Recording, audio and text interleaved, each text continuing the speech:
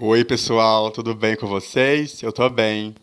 Hoje eu vou tratar para vocês de conhecimentos pertinentes ao Egito Antigo. E o que eu vou falar para vocês nessa aula?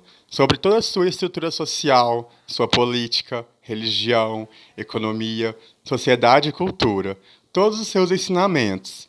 Primeiramente, devemos lembrar que o Egito Antigo é considerado como uma das mais importantes civilizações da antiguidade, tendo os povos egípcios desenvolvido o sistema de escrita, os hieróglifos, e sendo também politeístas. Então, vamos para a aula que eu vou contar para vocês sobre uma das civilizações mais loucas que o ser humano já viu, hein? Então, pessoal, primeiramente devemos lembrar que o povo egípcio, depois que foram conquistados pelos povos romanos em 30 a.C., eles foram fechando os templos, até que ao chegar no século V, não existia mais sociedades ou indivíduos capazes de ler os hieróglifos.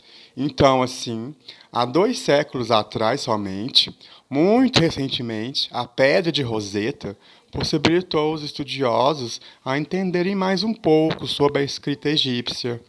E o que é essa Pedra de Roseta? Literalmente, a Pedra de Roseta é um fragmento do Egito, cujo texto foi muito determinante para o desenrolar de um novo ramo do conhecimento, chamado de egiptologia, pois ajudaram na compreensão dos hieróglifos egípcios, tendo sido descobertos pelos soldados de Napoleão Bonaparte no Egito. Então, uma das temáticas mais importantes que temos de entender do Egito Antigo é toda a sua territorialidade, sua geografia e, para ser mais exato, todo o seu território. Então, seu território é semelhante a um oásis. Ainda existe muito conhecimento vago em relação ao Egito, como, por exemplo, a sensibilidade das escritas em papiro, dado que ele é bem sensível, tendo poucos rolos de papiro chegado nos dias de hoje. Assim, no que diz respeito aos conhecimentos que o ser humano tem para com o Egito, nós ainda descobrimos cerca de 2% de tudo que temos para descobrir. Mas mudando de assunto, por que mesmo eu perguntei se o Egito era semelhante a um oásis? Porque o Egito se localiza basicamente no meio do deserto do Saara, uma região muito quente e seca, que é até boa para a conservação de muitos vestígios históricos. Mas para o pessoal que mora lá, deve ser bem meio infernal, hein?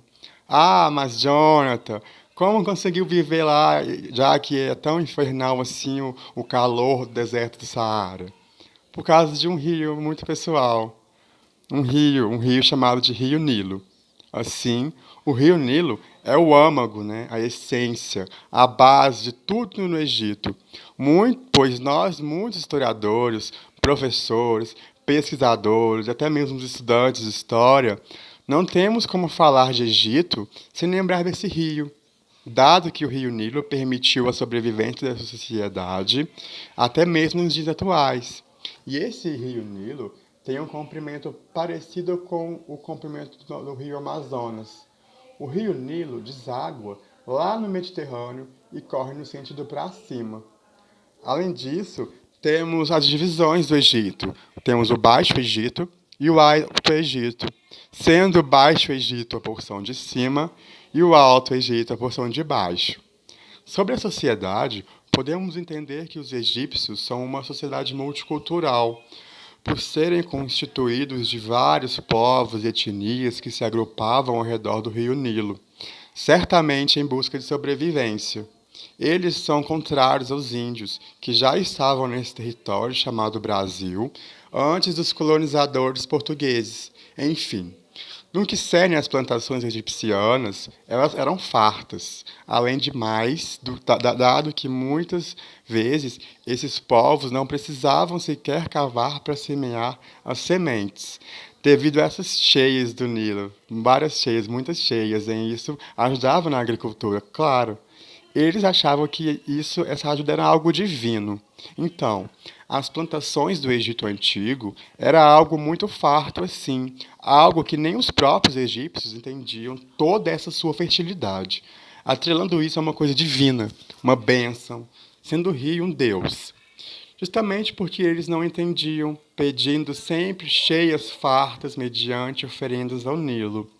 E a agricultura egípcia era boa não só pela sua fertilidade, água e enchente, mas sim pelos egípcios utilizarem a água e a melhorarem, como é o caso dos diques que direcionam e contêm grandes quantidades de água, suas técnicas hidráulicas, como a charrua, sendo um instrumento utilizado para lavrar solos maleáveis e sem presença de pedras, tá bom? E agora no que diz a economia, o quê? Quando eu falo sobre economia, estou me relacionando a formas com que determinada sociedade comia. Os egípcios, no caso, cuidavam de seus plantios, animais por perto também, chamando isso de economia agropastoril, de regadio, dado que haviam trocas também entre os povos que rodeavam o Nilo. Por hoje é só isso, pessoal. Um beijo para vocês.